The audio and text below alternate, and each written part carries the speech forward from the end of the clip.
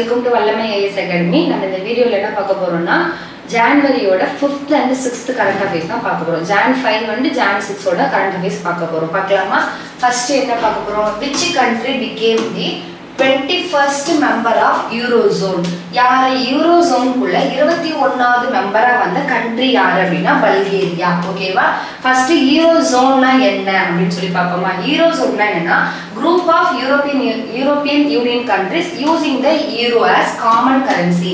அதாவது European union அப்படின்னா நிறைய கண்ட்ரிஸ் வருவாங்களா, அதுல யாரெல்லாம் வந்து ஈரோ அப்படிங்கிற கரன்சியை காமனா நாங்களும் வந்து இனிமே எந்த டிரான்சாக்ஷனா இருந்தாலும் எந்த ட்ரேடா இருந்தாலும் யூரோலே பண்றோம் அப்படின்னு சொல்லிட்டு ஈரோ கரன்சியை அவங்களோட கரன்சியா எடுத்துக்கிறவங்க தான் நம்ம என்ன சொல்லுவோம் அப்படின்னா யூரோ ஜோன் அப்படின்னு சொல்லுவோம். ஓகேவா? யூரோப்பியன் யூனியன் கண்ட்ரிஸ் நிறைய பேர் இருக்காங்க, அதுல ஈரோவை வந்து அவங்களோட கரன்சியா எடுத்துக்கிறவங்க தான் யூரோ ஜோனுக்குள்ள வந்துருவாங்க. அப்படி வந்த கண்ட்ரி தான் பல்கேரியா. ஓகேவா? யூரோ ஜோன் மெம்பர்ஷிப் அப்படின்னா இப்போ வந்து பல்கேரியா வந்து என்ன பண்ணிருக்காங்க, யூரோ ஜோன் மெம்பர்ஷிப்பா 21வது மெம்பரை வந்து வந்திருக்காங்களா, இவங்களுடைய ப்ரீவியஸ் கரன்சி அவங்க இப்ப 2026ல நாங்க என்ன பண்றோம், யூரோ வந்து எங்களோட கரன்சியா எடுத்துக்கிட்டோம் அப்படின்னு சொன்னாங்க. அப்ப இதுக்கு முன்னாடி அவங்க என்ன கரன்சி யூஸ் பண்ணிருந்தாங்க அப்படின்னா லீவ் அப்படிங்கிற இந்த கரன்சி தான் வந்து அவங்க யூஸ் பண்ணிருந்தாங்க. எப்ப இருந்ததுன்னா 19th செஞ்சுரியில இருந்து அவங்க இந்த லீவ் அப்படிங்கிற கரன்சி தான் அவங்களோட கரன்சியா யூஸ் பண்ணிருப்பாங்க. அப்ப பல்கேரியாவுடைய பழைய கரன்சி லீவ் அப்படின்னு தெரிஞ்சுக்கோங்க. இப்ப வந்திருக்க கரன்சி அவங்க இப்ப அடாப்ட் பண்ணது ஈரோ அப்படிங்கறத தெரிஞ்சுக்கோங்க. யூரோப்பியன் மெம்பர்ஷிப் பல்கேரியா வந்து பாத்தீங்கன்னா 20 வருஷமா யூரோப்பியன் யூனியன்ல ஒரு கண்ட்ரியா இருக்காங்க. இப்பதான் அவங்க என்ன பண்ணிருக்காங்கன்னா யூரோவை வந்து அவங்களோட கரன்சியா எடுத்துக்கிட்டாங்க. ஓகேவா? இதோடைய பர்பஸ் என்ன, ஏன் வந்து யூரோ வந்து அடாப்ட் பண்றாங்க அப்படின்னா ட்ரேடை வந்து வர்த்தகத்தை இன்னும் கொஞ்சம் அதிகப்படுத்தலாம். அடுத்து பாத்தீங்கன்னா டிரான்ஸ்பரன்சி, இம்ப்ரூவ் பிரைஸ் டிரான்ஸ்பரன்சி, அதோட வெளிப்படைத்தன்மையை நம்ம இன்னும் கொஞ்சம் அதிகப்படுத்தலாம். அடுத்து ஃபாரின் இன்வெஸ்ட்மெண்ட்டை நிறைய அட்ராக்ட் பண்ணலாம் அப்படிங்கிறதுக்காக தான் இந்த யூரோவை வந்து அவங்க டிரான்சாக்ஷன்லாம் ஈஸியா பண்ணிக்கலாம். ஒரே இதா இருக்கும்பொழுது நமக்கு அந்த வெளிப்படைத்தன்மைலாம் இருக்கும் இல்லையா, அதை இன்வெஸ்ட் பண்றவங்களுக்கும் இன்னும் கொஞ்சம் ஈஸியா இருக்கும்ல, அதனாலதான் அவங்க வந்து என்ன பண்ணிருக்காங்க, இதை வந்து அடாப்ட் பண்ணிருக்காங்க. ஓகேவா? பொதுவான நாணயமா இருந்தது அப்படின்னா வெளிநாட்டு நிறுவனங்கள் இந்த பல்கேரியாவில் அதிகமா என்ன பண்ணுவாங்கன்னா இன்வெஸ்ட்மெண்ட் பண்றதுக்கு அவங்களுக்கு ஈஸியா இருக்கும். இதனாலலாம் தான் வந்து அதை எடுத்திருக்காங்க. ஓகேவா? அடுத்து போலாம் நேஷனல் நியூஸ்ல. What is the name of the community radio station launched by the Indian Army? Indian Army என்ன பண்ணிருக்காங்கன்னா ஒரு ரேடியோ ஸ்டேஷன் லான்ச் பண்ணிருக்காங்க. அதுவும் பாத்தீங்கன்னா கம்யூனிட்டி ரேடியோ ஸ்டேஷன். ஓகேவா? அது எங்க பண்ணிருக்காங்க என்ன அப்படிங்கறத நம்ம இதுல வந்து பார்க்க போறோம். அப்ப கம்யூனிட்டி ரேடியோ ஸ்டேஷன் பண்ணிருக்காங்க, அதோட நேம் என்ன, ரேடியோ சங்கம் அப்படிங்கறது அதோட பேர். ஓகேவா? அப்ப இந்தியன் ஆர்மி பண்ண ரேடியோ ஸ்டேஷனோட பேர் என்ன அப்படின்னா ரேடியோ சங்கம் அப்படின்றத தெரிஞ்சுக்கோங்க. இது என்ன டைப், கம்யூனிட்டி எல்லாரும் சேர்ந்து வந்து பண்ணுவாங்கல்ல, அந்த மாதிரி கம்யூனிட்டி ரேடியோ இனிஷியேட்டிவ் யாரு பண்ணாங்க, இந்தியன் ஆர்மி பண்ணாங்க.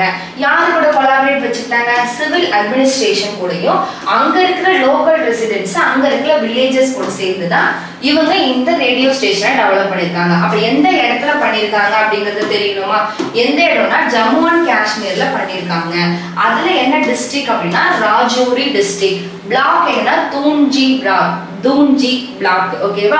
வில்லேஜ் என்னன்னா கேரி வில்லேஜ். இப்ப நீங்க ஜம்மு அண்ட் காஷ்மீர் தெரிஞ்சுக்கணும், அதுல பர்டிகுலரா வில்லேஜ்க்குள்ள போறீங்க அப்படின்னா கேரி அப்படிங்கிற வில்லேஜ். ஓகேவா?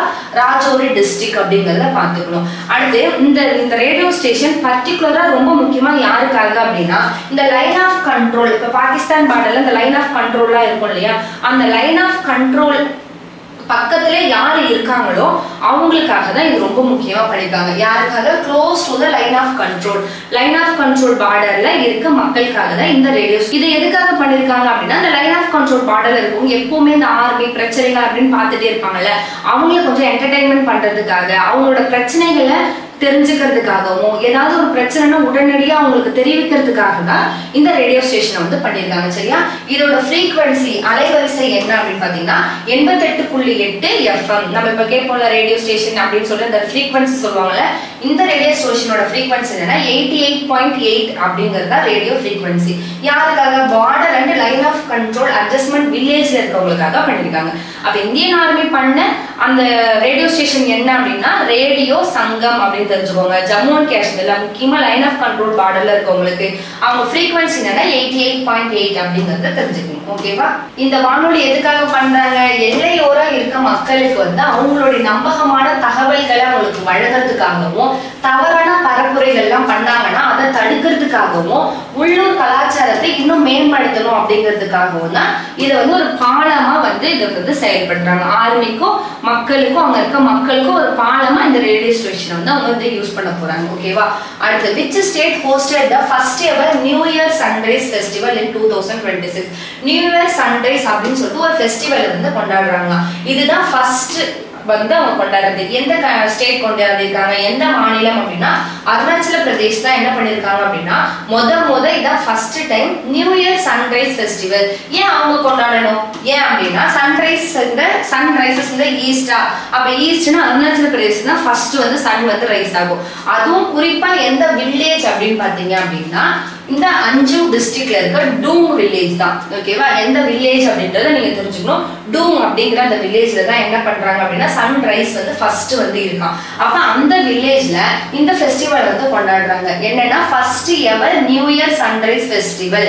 இதோட தீம் என்னன்னா ஃபர்ஸ்ட் இங்க தான் ரைஸ் ஆகுது, அப்ப நாங்க தான் ஃபர்ஸ்ட் வந்து செலிப்ரேட் பண்ணணும். ஓகேவா? First to rice first to celebrate அப்படிங்கிறது தான் அவங்க கருப்பொருளா வச்சு இந்த ஃபெஸ்டிவலை வந்து செலிப்ரேட் பண்றாங்க. ஓகேவா? இதுல வந்து பாத்தீங்கன்னா முக்கியமான ஈவெண்ட் என்னன்னா Alo Prabhat dance of the Don.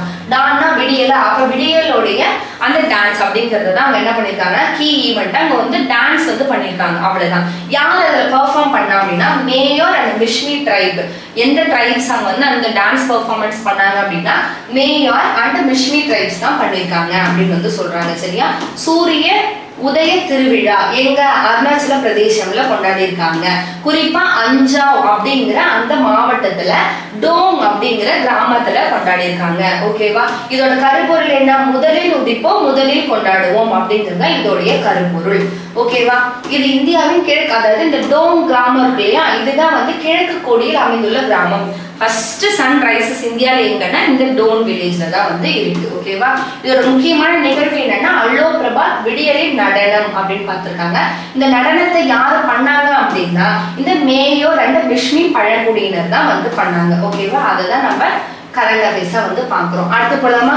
which country has India overtaken to become the world largest rice producer? ஏதோ ஒரு நாடு வந்து வேர்ல்டுலே லார்ஜஸ்ட் ரைஸ் ப்ரொடியூசரா இருந்தாங்க. அவங்களே இப்ப இந்தியா வந்து என்ன பண்ணிருக்கு அப்படின்னா சர்பாஸ் பண்ணி முன்னாடி வந்திருக்கு. அப்ப முன்னாடி யார் இருந்தாங்கன்னா சைனா தான் ஃபர்ஸ்ட் இருந்தாங்க. இப்ப சைனாவை ரீப்ளேஸ் பண்ணி அவங்கள சர்பாஸ் பண்ணி யார் வந்துட்டா இந்தியா வந்து ஃபர்ஸ்ட் பொசிஷனுக்கு வந்துட்டாங்க. எதுல? ரைஸ் ப்ரொடியூஸ் பண்றதுல. ஓகேவா?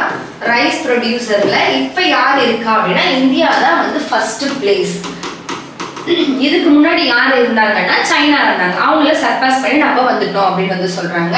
இதுல வந்து ஐகார் என்ன பண்ணிருக்காங்க அப்படின்னா நிறைய வெரைட்டிஸை வந்து ரிலீஸ் பண்ணிருக்காங்க. மொத்தம் 184 கிராப் வெரைட்டிஸ், 25 கிராப் வந்து இன்ட்ரோடியூஸ் பண்ணிருக்காங்க. நிறைய புது புது ரகங்களை வந்து இன்ட்ரோடியூஸ் பண்ணிருக்காங்க. ஓகேவா? இந்த ஐகேர் அப்படிங்கிறது Indian Council of Agriculture Research அப்படிங்கிறது உங்களுக்கு தெரியும். அவங்க தான் என்ன பண்ணியிருக்காங்க நிறைய வெரைட்டியை கொண்டுட்டு வந்திருக்காங்க. நிறைய கிராப்ஸ்ல இன்க்ளூடிங் ரைஸ்ல மட்டும் இல்லை, சீரல், பல்சஸ், ஆயில் சீட்ஸ், காட்டன், ஜூட்டு, அதுக்கப்புறம் சுகர் கேன் எல்லாத்துலயுமே நிறைய வெரைட்டிஸை கொண்டுட்டு வந்திருக்காங்க.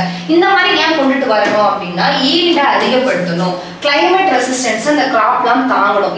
இந்த மாதிரி வெரைட்டிஸ் கொண்டுட்டு வரும்போது இப்போ ஒரு மழை வந்தாலும் அதை ரெசிஸ்ட் பண்ணி அந்த கிராப் நல்லா வளரணும், வெயில் அடிச்சாலும் அதை ரெசிஸ்ட் பண்ணி கிராப் வந்து நல்லா வளரணும். அப்போ கிளைமேட் ரீசைலன்ஸா இருக்கணும். நியூட்ரிஷன் வேல்யூ ஆல்ரெடி இருந்ததை விட இப்போ நிறைய நியூட்ரிஷன் வேல்யூஸ் எல்லாம் அதிகப்படுத்தி நிறைய கிராப்ஸ்லாம் வந்துட்டு இருக்கு இல்லையா? அப்ப அந்த மாதிரி பெனிஃபிட்ஸ்க்காக தான் இந்த மாதிரி புது புது ரகங்கள் எல்லாம் வந்து அவங்க என்ன பண்றாங்க அப்படின்னா ரிலீஸ் பண்றாங்க. ஓகேவா? இது மூலமா ஃபார்மர்ஸ்க்கு என்ன இருக்கும்? அவங்களுக்கு ரெகுலரான ஒரு இன்கம் ஸ்டெபிலிட்டி இருக்கும். அதாவது ப்ரொடக்டிவிட்டி அதிகமாச்சுன்னா அவங்களுக்கு இன்கம் ஸ்டெபிலிட்டி இருக்குமா? அடுத்து என்ன பண்றாங்க அப்படின்னா நல்ல விதைகள் எல்லாம் உங்களுக்கு வந்து லாஸ்ட் மினிட் டெலிவரிலாம் பண்றாங்க. இது மூலமா ஃபுட் செக்யூரிட்டி நம்ம இன்னும் ஸ்ட்ரென்த் பண்ணலாம் அப்படின்னு வந்து சொல்றாங்க. அப்ப அரிசி உற்பத்தியில இந்தியா வந்து இப்ப முதல் இடத்துல இருக்கு. யாரை சர்பாஸ் பண்ணி வந்தது அப்படின்னா சைனாவை சர்பாஸ் பண்ணி வந்தது. ஓகேவா? அடுத்து where is the mega mela festival conducted? Mega mela festival எங்க கண்டக்ட் பண்றாங்க அப்படின்னா அலகாபாத் யூபில கண்டக்ட் பண்றாங்க. ஓகேவா? பிரயாக்ராஜ் அலகாபாத்ல வந்து கண்டக்ட் பண்றாங்க. இதே அலகாபாத்ல தான் என்ன நடந்திருக்கும் அப்படின்னா உங்களுக்கு மலர் காட்சியும் வந்து மலர் கண்காட்சியும் வந்து நடந்திருக்கும். இதை நம்ம இனிமே பார்ப்போம். ஓகேவா? இதோட வென்யூ என்னன்னா திரிவேணி சங்கம். திரிவேணி சங்கம்னா 3 நதிகள் வந்து சேர்க்கிறது, கங்கா, யமுனா, அதுக்கப்புறம் சரஸ்வதி. இப்ப சரஸ்வதி நமக்கு தெரியல, ஆனா அப்ப சரஸ்வதி இருந்தது, அடுத்து கங்கா யமுனா இந்த 3 நதிகளோட சங்கமம் அந்த இடத்துலதான் இந்த பிரயாக்ராஜ்ல இந்த ஃபெஸ்டிவல் வந்து கொண்டாடுறாங்க. சரியா? இது என்ன மந்த் அப்படின்னா இங்கிலீஷ்ல ஜான்வரி பிப்ரவரின்னு சொல்லுவாங்க, மந்த் மகா மந்த் அப்படின்னு வந்து சொல்லுவாங்க. ஓகேவா? அடுத்து இது ஹிந்து ஃபெஸ்டிவல். ஓகேவா? இப்ப இதுல என்ன சொல்றாங்கன்னா one of the largest Hindu religious festival இந்த மகா மேளா அப்படின்னு வந்து சொல்றாங்க. சரியா? இந்த இடத்துல என்ன பண்ணுவாங்க, டிவோட்டிஸ்லாம் வந்து அங்க புனித நதியில நீராடுவாங்க அப்படின்னு வந்து சொல்லுவோமா, அததான் வந்து இங்க சொல்லியிருக்காங்க. இதுல வந்து பாத்தீங்கன்னா இந்தியால இருந்து மட்டும் இல்ல, நிறைய வெளிநாட்டுல இருந்தும் இந்த மகா மேளாக்கு வந்து வந்துட்டு இருக்காங்க அப்படிங்கறத நீங்க தெரிஞ்சுக்கணும். 12 இயர்ஸ்க்கு ஒரு தடவை செலிப்ரேட் பண்ணா அது என்ன அப்படின்னா கும்பமேளா. ஓகேவா? இது நம்ம பாக்குறது மகா மேளா. அடுத்து போலாமா? In 2025 which state reported one of the highest number of dengue cases in India?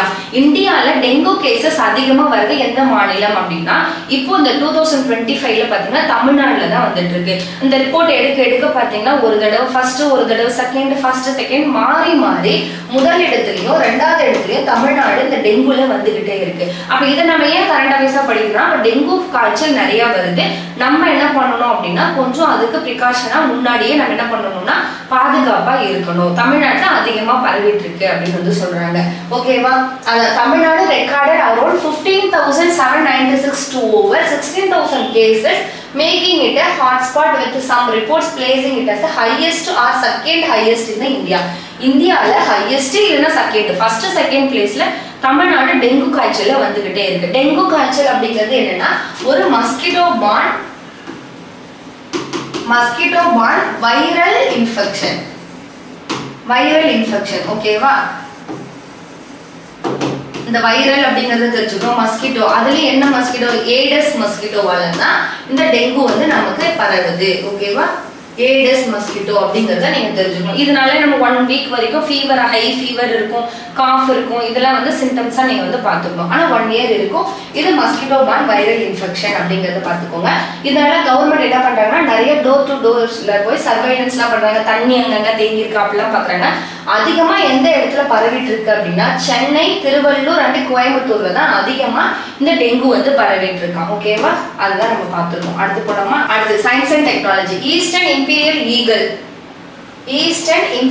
Eagle வந்து பாத்தீங்கன்னா இப்போ வந்து ஒரு லொகேஷனுக்கு பார்த்திருக்காங்க. அதாவது இந்த பறவையை ஒரு இடத்துல பார்த்திருக்காங்க. எங்க பார்த்திருக்காங்க? முதுமலை டைகர் ரிசர்வ்ல பார்த்திருக்காங்க. இந்த ஈஸ்டர்ன் இம்பீரியல் ஈகிள் அப்படிங்கிறது வின்டர் டைம்ல மைக்ரேட் ஆகி வர ஒரு பறவை வகை. ஓகேவா? இது வந்து வேட்டையாடும் பறவைன்னு சொல்றாங்க. எலிகளை, சின்ன சின்ன பாலூட்டிகள் எல்லாம் வந்து என்ன பண்ணுமா, வேட்டையாடுமா. அப்படி வேட்டையாடும் போது நம்மளோட பயோடைவர்சிட்டி நல்லா மெயின்டைன் ஆகும் அப்படின்னு வந்து சொல்றாங்க. ஓகேவா? எக்காலஜிக்கலா நல்லா இருக்கும் அப்படின்னு வந்து சொல்றாங்க. அப்ப ஈஸ்டர்ன் இம்பீரியல் ஈகிள் அப்படிங்கிறது நம்ம காமன் நேம். அதோட சயின்டிபிக் நேம் என்னன்னா அக்வைலா ஹெலியாக்கா அப்படிங்கிறது தான் அதோட சயின்டிபிக் நேம்.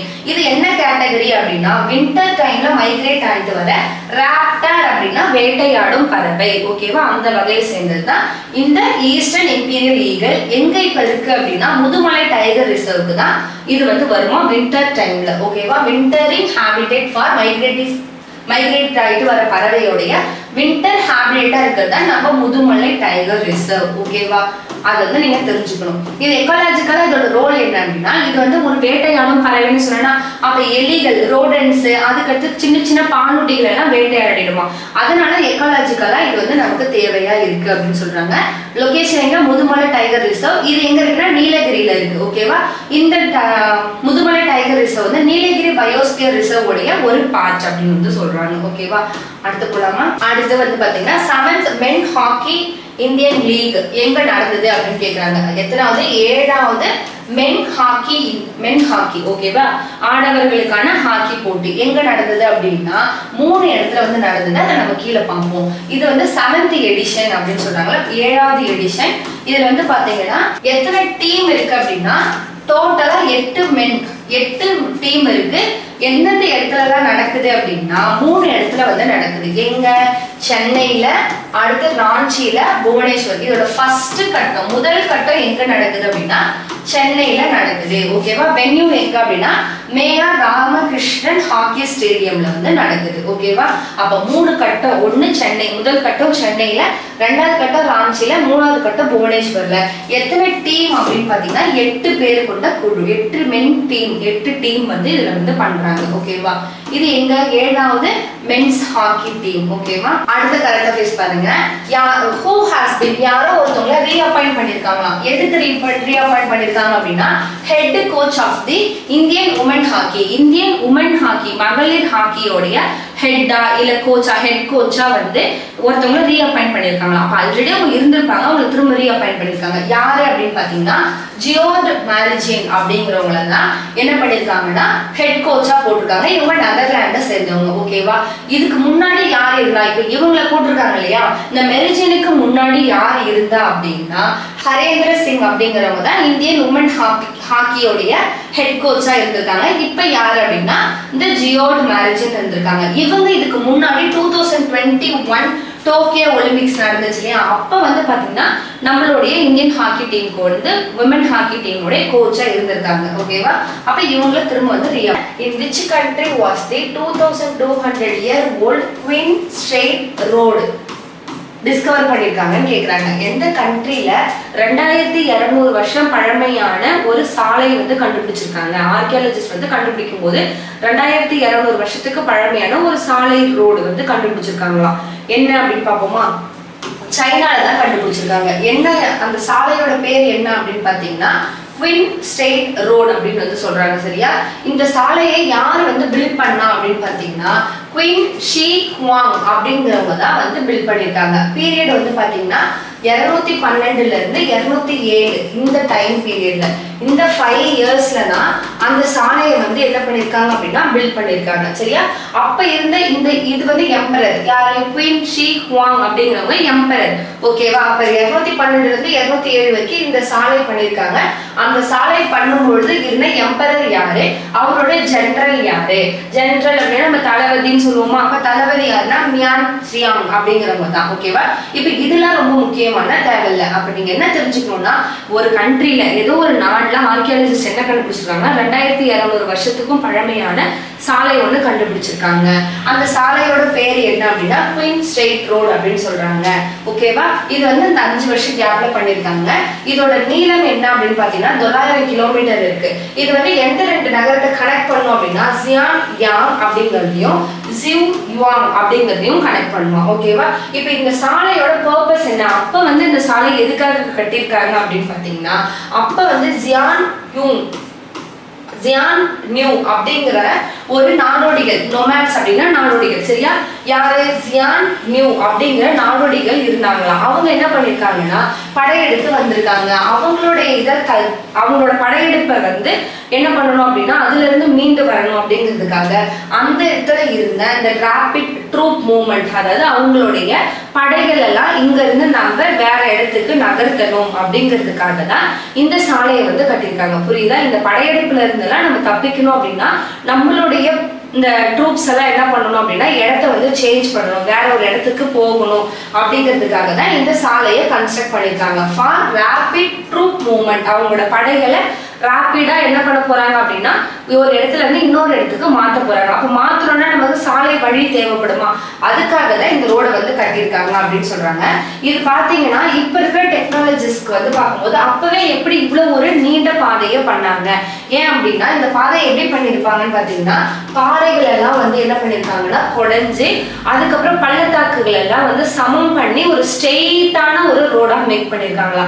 அதுக்கு என்ன சொல்றாங்க, இப்ப கரண்ட் அஃபேர்ஸ்ல ஏன் நம்ம பாக்குறோம், இதை கண்டுபிடிச்சிட்டு அங்க இருக்கிற ஆர்கியாலஜிஸ்ட் என்ன சொல்றாங்க அப்படின்னா அதாவது நெடுஞ்சாலைகள், உலக நெடுஞ்சாலைகளோட ஒரு முன்னோடி அப்படின்னு சொல்லிட்டு இந்த ரோட வந்து சொல்றாங்களாம். ஓகேவா, இந்த குயின் ரோட தான் என்ன சொல்றாங்க அப்படின்னா உலக நெடுஞ்சாலைகளுடைய முன்னோடியா பாக்குறோம் அப்படின்னு சொல்றேன்னா அப்பவே நல்ல டெக்னாலஜி எல்லாம் பண்ணி பாறைகள் எல்லாம் குடையிற மாதிரியும் பள்ளத்தாக்குகள் எல்லாம் சமம் பண்ணி ஒரு நீண்ட ரோடு போட்டிருக்காங்கல்ல அப்படிங்கிறதுக்காக இது வந்து உலக நெடுஞ்சாலைகளின் முன்னோடி அப்படிங்கிற டைட்டில் வந்து இந்த சாலைக்கு கொடுத்துருக்காங்க. புரியுதா, ஓகேவா, இது எதுக்காக அவங்க பண்ணிருக்காங்கன்னா அவங்களோட டிஃபென்சிவ் அண்ட் கமர்ஷியல் வேல்யூக்காக தான் இந்த ரோடு வந்து அப்ப பண்ணிருக்காங்க.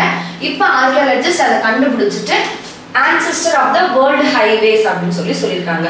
ஓகேவா, அடுத்த கரண்ட் அஃபேர்ஸ் போலாமா. இதுல இன்னொரு விஷயம் என்ன சொல்றாங்க அப்படின்னா இப்ப நம்ம பாக்குறோம் இல்லையா அந்த 4 வழிச்சாலை, அதெல்லாம் அந்த 4 வழிச்சாலைக்கு ஈக்குவலா அப்ப அப்பவே பண்ணிருக்க இந்த ரோடு அப்படின்னு வந்து சொல்றாங்க. அப்ப இந்த ரோடு வந்து பாத்தீங்கன்னா இப்ப இருக்கிற 4 வழிச்சாலைக்கு ஈக்குவலான பிரியாரிட்டி அப்பவே இருந்திருக்கு அப்படின்னு வந்து சொல்றாங்க. சரியா? உலகின் நெடுஞ்சாலைகளின் முன்னோடி அப்படின்னு சொல்லிட்டு இந்த சாலையை புகழ்றாங்களாம். அடுத்த கரெக்ட் பேஸ் போலாமா? India reduced oil import from Venezuela mainly due to which reason? First நீங்க இதுல என்ன தெரிஞ்சுக்கணும்னா, இந்தியா வந்து வெனிசுலா கூட இருந்த ஆயில் இம்போர்ட்டை குறைச்சிட்டாங்க. இப்ப 2019ல இருந்தே குறைச்சிட்டு இருக்காங்க. இப்போ வந்து பாத்தீங்கன்னா நல்லாவே குறைச்சிட்டாங்க. வெறும் 0.3% தான் நம்ம என்ன பண்றோம் அப்படின்னா வெனிசுலா கிட்ட இருந்து ஆயில் வந்து எண்ணெய் வந்து நம்ம என்ன பண்றோம் அப்படின்னா ஏற்றுமதி பண்ணிட்டு இருக்கோம். ஓகேவா? அதுக்கு என்ன கேக்குறாங்க அப்படின்னா, ஏன் வந்து நம்ம வெனிசுலா கிட்ட இருந்து இந்த எண்ணெயோட இம்போர்ட்டை குறைச்சிருக்கோம், அதுக்கு என்ன ரீசன் அப்படின்னு பார்ப்போமா? என்ன ரீசன் அப்படின்னு பாத்தீங்கன்னா யூஎஸ் உடைய சாங்ஷன். யூஎஸ் சாங்ஷன் அப்படின்னா யூஎஸ் உடைய தடை. அது மட்டும் இல்லாம த்ரெட் ஆஃப் செகண்டரி சாங்ஷன், அதாவது ரெண்டாவது தடைக்கான செகண்டரி, அதாவது கூடுதல் தடைக்கான ஒரு பயம். இதனாலதான் நம்ம என்ன பண்றோம் அப்படின்னா வெனிசுலால இருந்து ஆயில் இம்போர்ட்டை குறைச்சிருக்கோம். ஃபர்ஸ்ட் யூஎஸ் த்ரெட்னா என்ன, யூஎஸ் சாங்ஷன்னா என்ன, செகண்டரி சாங்ஷன்னா என்ன அப்படிங்கறத நீங்க தெரிஞ்சுக்கணும். இப்போ வந்து பாத்தீங்கன்னா யூஎஸ்க்கும் வெனிசுலாவுக்கும் நிறைய பிரச்சனைகள் போயிட்டு இருக்கு அப்படின்னு சொல்லி பார்த்தோமா? இப்போ கூட வெனிசுலாவுடைய அதிபர் என்ன பண்ணிருக்காங்க அப்படின்னா யூஎஸ் வந்து அரெஸ்ட் பண்ணி வச்சிருக்காங்க. அதிபரையும் அவங்களுடைய ஒய்ஃபையும் அரெஸ்ட் பண்ணி வச்சிருக்காங்க அப்படின்னு சொல்லி பார்த்தோமா? ஏன் அப்படின்னா வெனிசுலா வந்து சவுத் அமெரிக்கன் கண்ட்ரில ஒரு கண்ட்ரி. ஓகேவா? இப்போ அவங்களோட ஒப்பந்தம் படி அவங்க வந்து என்ன சொல்லியிருப்பாங்கன்னா யூஎஸ் கிட்ட மட்டும்தான் அவங்க வந்து என்ன பண்ணும், வர்த்தகம் வச்சுக்கணும். மோஸ்ட்லி அவங்க வந்து வேற வந்து கண்ட்ரிஸ் கூட வந்து அதிகமா வர்த்தகம் வச்சிருக்க கூடாது. ஆனா இவங்க இப்ப அத மாதிரி வச்சிட்டு இருக்காங்களா? அடுத்து என்ன சொல்றாங்க அப்படின்னா வெனிசுலா வந்து கவர்மெண்ட், அங்க இருக்க கவர்மெண்டே பாத்தீங்கன்னா இந்த ட்ரக் டிராபிகிங் எல்லாம் பண்றாங்க. இது மூலமா யூஎஸ்க்கு வந்து பாத்தீங்கன்னா நிறைய ட்ரக் வந்து அங்க வந்து டிராபிகிங் நடந்துட்டு இருக்கு. அது அந்த கண்ட்ரியோட செக்யூரிட்டி வந்து பாதிக்கப்படுது அப்படின்னு வந்து சொல்றாங்க. அடுத்து என்ன சொல்றாங்கன்னா அடுத்து என்னன்னா வெனிசுலாவோட கிரைசிஸ். வெனிசுலால வந்து எக்கனாமிக்கலா கிரைசிஸ் வந்து நடந்துச்சு. அதனால நிறைய மக்கள் அங்க இருந்து மைக்ரேட் ஆகி யூஎஸ்க்கு வந்து போயிட்டு இருக்கலாம். இதுவும் வந்து பாத்தீங்கன்னா அவங்க கண்ட்ரிக்கு ஒரு தடையா வந்து பாக்குறாங்க, ஒரு செக்யூரிட்டி த்ரெட்டா வந்து பாக்குறாங்க. அப்ப இந்த பிரச்சனை தான் உங்களுக்குள்ள நிறைய வந்து போயிட்டு இருக்கு. ஓகேவா? மோஸ்ட்லி வெனிசுலா வந்து யார் கூட எல்லாம் வந்து எக்ஸ்போர்ட், அதாவது இந்த ட்ரேட் வச்சிருக்காங்க அப்படின்னா சைனா கூட, அடுத்து பாத்தீங்கன்னா ஈரான் கூட, அடுத்து பாத்தீங்கன்னா ரஷ்யா, இந்த மாதிரி நிறைய கண்ட்ரிஸ் கூட என்ன பண்றாங்க, அவங்களோட ட்ரேட் ஆக்டிவிட்டியை வச்சிருக்காங்களாம். இப்ப இந்த மாதிரி கண்ட்ரி இருக்குல்ல, ரஷ்யாலாம் வந்து பாத்தீங்க அப்படின்னா யூஎஸ் கூட வந்து அவங்களும் சாங்ஷன்ல இருக்காங்க, தடையில இருக்காங்க. ஏன் இருக்காங்க அப்படின்னா ரஷ்யா உக்ரைன் வார் நடந்தப்போ ரஷ்யா வந்து உக்ரைன் மேல அவங்களோட படைகள் எல்லாம் வந்து டைரக்டா தாக்குனாங்கல்ல, இது வந்து பாத்தீங்கன்னா ஒரு நம்ம யூஎனுக்கு வந்து எதிரானது. அந்த மாதிரி சில விஷயங்கள், ஹியூமன் ரைட்ஸை பாதிக்கிற மாதிரி சில விஷயங்கள், யூஎனுடைய அந்த லாவை வந்து பிரேக் பண்ற மாதிரியான விஷயங்கள் நடந்தது அப்படின்னா யூஎஸ் என்ன பண்ணுவாங்களா, அந்த கண்ட்ரி கூட இனிமே நான் உங்க கூட ட்ரேட் வச்சுக்க மாட்டேன், நீ என்ன பண்ணக்கூடாது, என்னுடைய டாலர் வச்சு எந்த டிரான்சாக்ஷனும் பண்ணக்கூடாது, எந்த ட்ரேட் ஆக்டிவிட்டியும் பண்ணக்கூடாது, எங்களுடைய பேங்க் டீடைல், பேங்கோடைய அந்த இதையும் வர்த்தகமும் நீங்க வச்சுக்க கூடாது அப்படிங்கிற மாதிரி இனிமே நான் உங்ககிட்ட எந்த ஒரு ட்ரேடிங்கும் வச்சிருக்க மாட்டோம், எங்களோட பொருட்கள் எதையுமே, எங்களோட மணி, எங்களோட பேங்க், எந்த ஃபெசிலிட்டிஸுமே நீங்களும் ஆக்சஸ் பண்ணக்கூடாது அப்படின்னு வந்து சொல்லுவாங்களா. அதுக்கு பேரு தான் என்ன அப்படின்னா யூஎஸ் சாங்ஷன் அப்படிங்கிறது. ஓகேவா? யூஎஸ் சாங்ஷன் என்னன்னு புரிஞ்சுச்சா? அப்படி நம்ம அந்த மாதிரி அவங்க வந்து ஏதாவது கண்ட்ரி கூட போட்டிருக்காங்க அப்படின்னா ஆல்ரெடி ரஷ்யா கூட போட்டிருக்காங்க, இப்ப வெனிசுலா கூடயும் போட்டிருக்காங்க. இது யூஎன் சாங்ஷன். அதே செகண்டரி சாங்ஷன் அப்படின்னா என்னன்னா, இப்ப இந்த ரெண்டு நாடு, இப்ப வந்து யூஎஸ் ரஷ்யாக்குள்ள ஒரு சாங்ஷன் தடை இருக்குன்னு வச்சுக்கோங்களேன். அந்த தடை இருக்கும் பொழுது தேர்ட் கண்ட்ரி அவங்க கூட போய் ட்ரேட் வச்சிருக்காங்க. இப்ப யூஎஸ் வந்து பகைச்சுக்கிட்டு ரஷ்யா கூட வந்து நம்ம ட்ரேட் வைக்கிறோம். இப்ப இந்தியா வந்து ரஷ்யா கூட வந்து ட்ரேட் வைக்கிறாங்க, இல்லைன்னா இப்ப வெனிசுலா கூட வந்து ட்ரேட் வைக்கிறாங்க அப்படின்னா அந்த கண்ட்ரிக்கும் யூஎஸ் என்ன பண்ணுவாங்க அப்படின்னா தடை வந்து விதிப்பாங்களாம். அதுதான் வந்து இந்த செகண்டரி சாங்ஷன் அப்படின்னு சொல்றது. புரியுதா? அப்படி அந்த தேர்ட் கண்ட்ரிக்கும் அவங்க தடை விதிச்சிட்டாங்கன்னா அந்த தேர்ட் கண்ட்ரி என்ன பண்ணக்கூடாது, அவங்களுடைய டாலர்ல டிரான்சாக்ஷன் பண்ணக்கூடாது, அவங்களோட பேங்க்ல இருந்து யூஸ் பண்ணக்கூடாது. இந்த மாதிரி அவங்க மேலேயும் வைக்கிற அந்த தடையை தான் என்ன சொல்லுவாங்க அப்படின்னா செகண்டரி சாங்ஷன் அப்படின்னு சொல்லுவாங்க. ஓகேவா? ஃபர்ஸ்ட் டைரக்டா அந்த ரெண்டு கண்ட்ரிக்குள்ள வச்சா அது யூஎஸ் சாங்ஷன். அதுவே இன்னொரு தேர்ட் கண்ட்ரி வந்து வர்த்தகம் பண்றாங்கன்னா அவங்க மேலேயும் தடை விதிச்சாங்கன்னா அதுதான் நம்ம செகண்டரி சாங்ஷன் சொல்லுவோம். இப்ப நம்ம வெனிசுலா வந்து ஆல்ரெடி யூஎன்ஸ் வந்து என்ன பண்ணிருக்காங்க, தடை பண்ணிருக்காங்களா, அவங்க கூட நம்ம இன்னும் போய் ஆயில்லாம் எக்ஸ்போர்ட் பண்ணிக்கிறோம், ஆயில்லாம் வந்து பாத்தீங்க அப்படின்னா இம்போர்ட் பண்றோம், வேற ட்ரேட் ஆக்டிவிட்டி வச்சிருக்கோம் அப்படின்னா யூஎஸ் நம்ம மேலேயும் இந்த சாங்ஷன் போட வாய்ப்பு இருக்கு. அப்படி போட்டுட்டாங்கன்னா நம்மளோட ஹோல் வர்த்தகமும் இந்த ட்ரேடும் என்ன ஆகும் அப்படின்னா பாதிக்கப்படும். பாதிக்கப்படும், நம்மளோட எக்கனாமி என்ன ஆகும் அப்படின்னா அடிப்படும். அந்த பயமுறுத்தலானதான் நம்ம இந்தியா வந்து என்ன பண்றோம், வெனிசுலா கிட்ட இருந்து ஆயில் இம்போர்ட்டை இப்ப என்ன பண்றோம் அப்படின்னா குறைச்சிக்கிட்டு இருக்கோம். ஆல்ரெடி ரஷ்யா கூட சாங்ஷன் இருக்கு, ஆனா நம்ம ரஷ்யா கிட்ட இருந்து நிறைய டிஃபென்ஸ் அது மாதிரி இந்த ஆயில் ப்ராடக்ட்லாம் வந்து இன்னும் நம்ம வந்து ட்ரேட் பண்ணிக்கிட்டு தான் இருக்கோம். ஆல்ரெடி அந்த பிரச்சனையே போயிட்டு இருக்கிறதுனால தான் நமக்கும் பார்த்தீங்கன்னா நிறைய பார்த்தீங்கன்னா டாக்ஸ்லாம் அதிகமாகிட்டு இருக்காங்களா, அப்போ நம்மளோட எக்கனாமியும் பாதிக்கப்பட்டுரும். இன்னும் வெனிசுலா கூட நம்ம போய் வச்சுக்கிட்டோம்னா நம்மளோட எக்கனாமியும் பாதிக்கப்படும். அப்படிங்கிறதுனால வெனிசுலா கிட்ட இருந்து ஆயில் இம்போர்ட்டை நம்ம இப்போ குறைச்சிருக்கோம். ஓகேவா, இதுதான் வந்து உங்களுக்கு பேக்ரவுண்ட் நியூஸ். ஓகேவா, இப்போ வெனிசுலால வந்து பார்த்தீங்கன்னா ஆயில் வந்து ரொம்ப அதிகமாக இருக்கும், அதனாலதான் அங்க வந்து பாத்தீங்கன்னா நிறைய ஆயில் இம்போர்ட்லாம் வந்து மற்ற கண்ட்ரிஸ் வந்து வச்சிருக்காங்க. ஓகேவா, இதுதான் வந்து நம்மளுடைய கதை அப்படின்னு பார்த்தா வெனிசுலாக்கும் யுஎஸ்க்கும் இதுதான் பிரச்சனை நடந்திருக்கு. அதனால நாம இப்ப என்ன பண்ணிருக்கோம் அப்படின்னா வெனிசுலா கிட்ட இருந்து வாங்குற ஆயிலை இப்ப நம்ம குறைச்சிருக்கோம். ஓகேவா, அடுத்த கரண்ட் அஃபேர்ஸ் போலாமா? எவ்வளவு ஆயில் நம்ம வந்து இப்ப பண்ணிட்டு இருக்கோம் அப்படின்னா 0.3% தான். நவம்பர் 2025 வரைக்கும் பாத்தீங்கன்னா எவ்வளவு பண்ணிருக்காங்களாங்க 0.3%. ரொம்ப நம்மளோட மொத்த தேவையில வெறும் 0.3% தான் வெனிசுலா கிட்ட இருந்து நம்ம வாங்குறோம். அப்ப குறைச்சிட்டோம் அப்படின்னு வந்து சொல்றாங்க. ஆல்ரெடி 2019ல இருந்தே நம்ம என்ன பண்றோம் அப்படின்னா கிராஜுவலா வந்து ரெடியூஸ் பண்ணிக்கிட்டு தான் இருக்கோம் அப்படின்னு வந்து சொல்றாங்க. சரியா, நீங்க என்ன தெரிஞ்சுக்கணும் அப்படின்னா வெனிசுலாவோட அதிபர் யாரு அப்படின்றத தெரிஞ்சுக்கோங்க. நிக்கோலஸ் மதுரா. ஓகேவா, நிக்கோலஸ் மதுரா அப்படிங்கிறவங்க தான் வெனிசுலாவுடைய அதிபர். இதையும் நீங்க தெரிஞ்சுக்கணும் எக்ஸ்ட்ரா. அடுத்த கரண்ட் அஃபேர்ஸ் போலாமா? அடுத்து என்ன கொடுத்துருக்காங்க அப்படின்னா in which is mission where India's 3D printed automatic weather station developed. அதாவது இந்தியால ஃபர்ஸ்ட் நீங்க என்ன தெரிஞ்சுக்கணும்னா இந்தியால 3D printed automatic weather station பண்ண போறாங்க. ஆல்ரெடி வெதர் ஸ்டேஷன்ஸ்லாம் பார்த்துருக்கோம். இப்போ என்ன பண்ண போறாங்கன்னா 3D printed weather station பண்ண போறாங்களா. எங்க இந்தியால பண்றாங்க ஃபர்ஸ்ட் தெரிஞ்சுக்கிட்டீங்களா? அடுத்து இந்த வெதர் ஸ்டேஷன் எந்த மிஷன் கீழே பண்றாங்க அப்படின்னு சொல்லி கேக்குறாங்க. எந்த மிஷன் கீழே பண்றாங்கன்னா மிஷன் மௌசம் கீழே வந்து இந்த வெதர் ஸ்டேஷன் பண்றாங்க. ஓகேவா, யாரு பண்றாங்கன்னா Indian Institute of Tropical Meteorology. Under இப்போ இந்த Indian Institute of Tropical Meteorology எந்த மினிஸ்ட்ரிக்கு கீழே வருவாங்க அப்படின்னா மினிஸ்ட்ரி ஆஃப் எர்த் சயின்ஸ் கீழே வருவாங்க. ஓகேவா, மினிஸ்ட்ரி அப்படின்னா மினிஸ்ட்ரி ஆஃப் எர்த் சயின்ஸ். யார் அது கீழே வராங்க? Indian Institute of Tropical Meteorology. இவங்க தான் என்ன பண்றாங்க அப்படின்னா இந்த வெதர் ஸ்டேஷனை பண்ணியிருக்காங்களா. ஓகேவா, 3D printed வெதர் ஸ்டேஷனை டெவலப் பண்ணது யாருன்னா IITM, Indian Institute of Tropical Meteorology. இவங்க எந்த மினிஸ்ட்ரி கீழே வருவாங்க அப்படின்னு கேட்பாங்க. மினிஸ்ட்ரி ஆஃப் எர்த் சயின்ஸ் கீழே வருவாங்க. ஓகேவா, அடுத்து நம்ம என்ன தெரிஞ்சுக்கணும், மிஷன் மௌசம் அப்படிங்கிறது என்ன மிஷன், என்ன திட்டம் அப்படிங்கறத நீங்க தெரிஞ்சுக்கணும். மிஷன் மௌசன் அப்படிங்கிறது 2000 கோடி செலவிடப்பட்ட ஒரு நேஷனல் ப்ரோக்ராம். எதுக்காக? To strengthen Indian weather observation and forecasting. இந்தியாவுடைய காலநிலைய வெதர் என்ன பண்றாங்க அப்படின்னா அப்சர்வ் பண்றாங்க, ஆராய்ச்சி பண்றாங்க. அது மட்டும் இல்லாம ஃபோர்காஸ்டிங்கும் பண்றாங்க. ஓகேவா, ஸ்பீடா நமக்கு என்ன பண்ணலாம், அந்த வெதர்லாம் எப்படி இருக்கு அப்படிங்கிற அந்த டைம் அந்த இந்த டெக்னாலஜியை என்ன பண்றாங்க அப்படின்னா இன்னும் கொஞ்சம் ஃபாஸ்டன் பண்றாங்க, இன்னும் கொஞ்சம் ஸ்ட்ரென்தன் பண்றாங்க. அப்ப மிஷன் மௌசம் எதுக்காக அப்படின்னா மவுசின்றாங்கல சிறப்புஞ்சி அப்படின்னு சொல்லி படிச்சிருப்போம்ல, அங்க வந்து மழை அதிகமா இருக்கும். அப்ப இந்த மௌசம் அப்படிங்கிற அந்த வார்த்தையை வச்சு வெதர் அப்படிங்கறத நீங்க ஞாபகம் வச்சுக்கோங்க. அப்ப எதுக்காக இருக்கு? இந்தியாவோட வெதர் அப்சர்வ் பண்றதுக்காகவும் ஃபோர்காஸ்டிங் நெட்வொர்க்கை இன்னும் கொஞ்சம் ஸ்ட்ரென்தன் பண்றதுக்காகவும் தான் இந்த மிஷன் மௌசம் இருக்கு அப்படின்றத பார்த்துட்டோமா. இந்த மௌசம் கீழே தான் இப்ப என்ன பண்றாங்க 3D printed என்ன பண்ணிருக்காங்க 3D printed weather station develop பண்ணிருக்காங்க. யார் பண்ணிருக்காங்க அப்படின்னா Indian Institute of Tropical Meteorology பண்ணிருக்காங்க. அவங்க எந்த மினிஸ்ட்ரிக்கு கீழே வருவாங்கன்னா மினிஸ்ட்ரி ஆஃப் எர்த் சயின்ஸ் கீழே வருவாங்க. இப்போ இது நம்ம பார்த்தோம்ல 3D printed வெதர் ஸ்டேஷன் பண்றாங்க. எங்கெல்லாம் பண்றாங்க அப்படின்னா ஃபர்ஸ்ட் டெல்லியில பண்றாங்க. எப்போ? பிப்ரவரி 2026ல பண்றாங்க. அப்ப ஃபர்ஸ்ட் எங்க பண்றாங்க அப்படின்னா டெல்லி. அடுத்து என்னென்ன மேஜர் சிட்டிஸ்ல எல்லாம் பண்ண போறாங்க அப்படின்னா மும்பை, கொல்கத்தா, சென்னை. ஓகேவா, டெல்லி, அடுத்து பார்த்தீங்கன்னா மும்பை, கொல்கத்தா, சென்னையில பண்றாங்க அப்படிங்கறத பார்த்துக்கணும். இந்த 3 பிரசிடென்சிஸ் இருக்கு இல்லையா, அந்த இடத்துல எல்லாம் வரப்போகுது அப்படின்றத தெரிஞ்சுக்கோங்க. என்ன டெக்னாலஜி அப்படின்னா fully indigenously manufacture using 3D printer.